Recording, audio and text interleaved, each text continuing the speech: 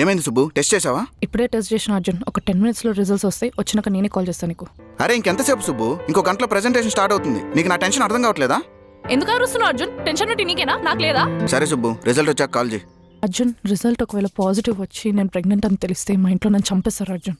ఆ, మా ఇంట్లో తెలిస్తే వేరే తలకం దిద్ది చాలా కష్టపడవు శబాష్ అని అంటారనుకున్నావా? అదే మా నాయనకి తెలిస్తే ఎరా గాడిత కొడక నా కడుపునే పుట్టావా అని అంటాడు. అది నా సిచ్యువేషన్. నువ్వు ఇప్పుడు ఎందుకు చిరాకు పడుతున్నావు అర్జున్?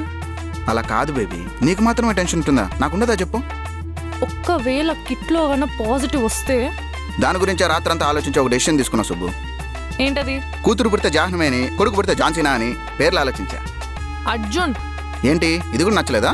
సరే, బయట ఇప్పుడు ఒక ట్రెండ్ నడుస్తుంది. సెలబ్రిటీస్ వాళ్ళ పిల్లలకి మదర్ పేర్లో సగం ఫాదర్ పేర్లో సగం పెడుతున్నారు.